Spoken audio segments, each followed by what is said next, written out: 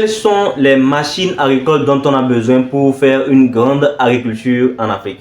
Salut à tous, j'espère que vous allez bien et bienvenue sur la chaîne officielle des établissements Le Paysan, l'une des premières et meilleures entreprises de production et de commercialisation des semences certifiées au Togo. Aujourd'hui, j'ai la chance d'être dans l'enceinte de l'entreprise. Habituellement, je suis plutôt sur les parcelles et je vais profiter de cette occasion pour vous présenter quelques machines agricoles que vous pouvez potentiellement utiliser si vous avez les moyens. Mais dans tous les cas, je ne vous dis pas d'aller en même temps pour acheter ces machines parce que on n'a pas forcément besoin de ces machines-là pour débuter dans l'agriculture.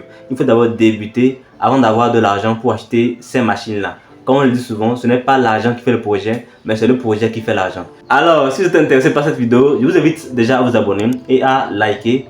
Partagez la vidéo parce que ça pourrait aider beaucoup de personnes qui souhaitent se lancer dans l'agriculture en Afrique et qui hésitent encore. Je voudrais vraiment que vous voyez que c'est un secteur passionnant, surtout avec les machines que nous allons voir tout à l'heure. Vous allez comprendre que c'est un secteur vraiment avec lequel il ne faut pas vraiment rigoler. Alors sans plus tarder, on y va.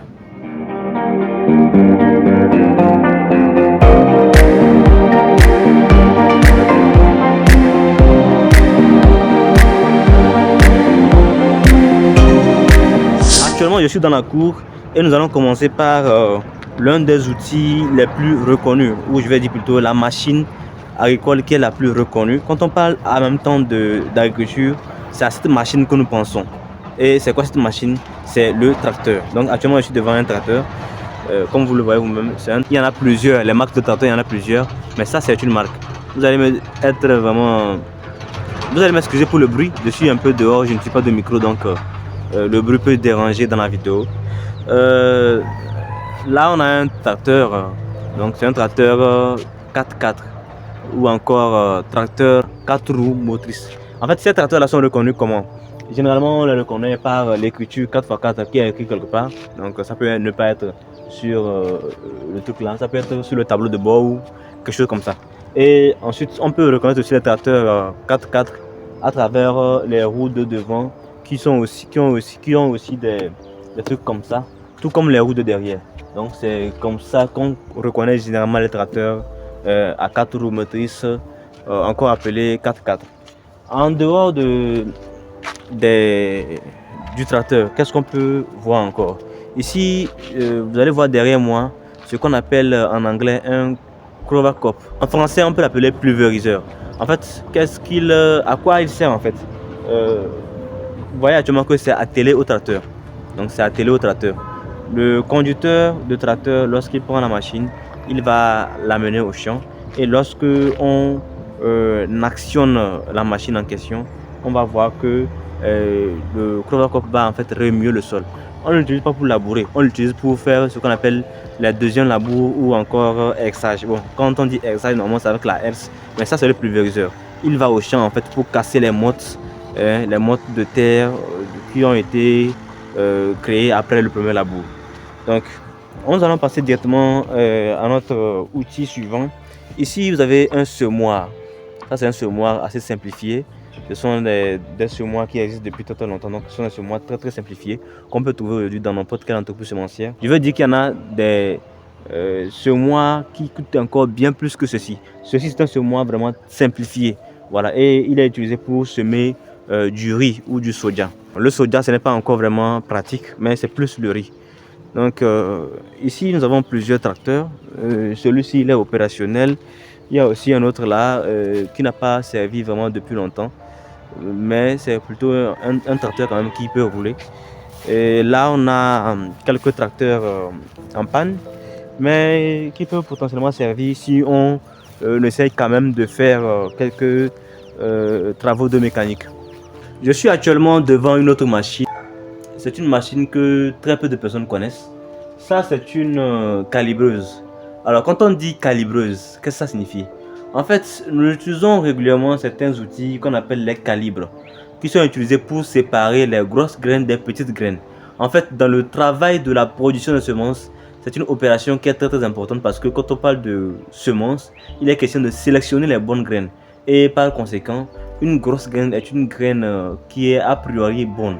En fait, après le calibrage, il y a encore d'autres opérations qui se font pour dire qu'on a de bonnes semences, mais le calibrage est l'une des activités qui se fait. Donc, Et habituellement, comme je l'ai dit, on a des outils, donc ça se fait normalement à la main. Chez nous ici, comme on peut dire que les choses sont un peu évoluées, nous avons donc cette machine-là qui nous sert à faire le calibrage. Donc, quand on verse les, les semences, ou bien je vais dire plutôt la récolte, donc après les travaux et puis tout ça là, lorsqu'on va verser donc le produit à l'intérieur, la machine va donc se charger de faire le travail pour séparer les grosses graines des petites graines. Il y a les grosses graines qui sortent d'un côté, les petites graines qui sortent d'un autre côté. Il y a les déchets. Le tuyau que vous voyez juste en haut là, il permet maintenant de sortir en fait les autres déchets qu'on peut sortir après vannage. Voilà. C'est un peu ça le rôle de la calibreuse. Nous allons maintenant passer à d'autres machines. Je suis maintenant dans la cour arrière. Nous allons voir aussi un deuxième tracteur 4x4. Celui-ci est aussi utilisé. Il est aussi utilisé pour des labours et autres activités. Des fois aussi pour tracter des remorques et autres. Là, nous allons voir une machine assez intéressante que certaines personnes n'ont peut-être pas l'habitude de voir, mais c'est une machine aussi que nous utilisons très souvent et qui nous aide à faire beaucoup d'activités. C'est la petite moissonneuse de riz. Voilà, c'est une moissonneuse. Nous l'utilisons dans nos récoltes de riz. Étant donné que nous faisons beaucoup de riz et surtout de grandes parcelles, il est quand même important que nous puissions utiliser une machine qui nous aide à pouvoir obtenir de très bons résultats aussi facilement. Vous savez que la récolte de riz à la main est très compliquée, donc il est important qu'on puisse quand même se servir d'une machine comme ça afin de mieux avancer. Et là nous allons voir une autre machine qui est plutôt intéressante. Il s'agit d'un autre type de calibreuse, mais en fait une calibreuse que je vais dire un peu plus évoluée que celle que je vous ai montrée de l'autre côté. Cette calibreuse elle permet de faire le même travail que nous avons vu de l'autre côté là, le même travail, mais c'est que ici c'est un peu plus amélioré. On a quand même des résultats plus fins, quoi, si je peux le dire ainsi. Voilà, c'est aussi une calibreuse, hein, c'est aussi une calibreuse. Ne voyez pas la forme, ne voyez rien. Elle fait le même travail que ce que l'autre fait, mais c'est qu'elle fait un travail plus fin, c'est tout. Alors, parce que ici par exemple, quand je dis qu'elle fait un travail plus fin, c'est quoi? Ici par exemple, on a la possibilité, vous voyez ce truc là, vous voyez ce truc là, voilà. On a la possibilité de mettre des produits en même temps dans la machine pour que la machine en même temps puisse mélanger le produit sur les graines afin qu'on puisse directement les conditionner pour la vente. Voilà, c'est ce qui est intéressant en fait quand on parle de cette machine là. Nous avons aussi un autre semoir, un semoir aussi évolué, plus évolué que ce que nous avons vu de l'autre côté. Ce semoir là vraiment pour l'instant il n'est pas encore en activité. Ce semoir aussi, un très bon semoir, comme vous pouvez vous le constater, il est très grand. Il faut aussi un gros tracteur qui pourra l'actionner, l'amener dans les champs pour les diverses activités.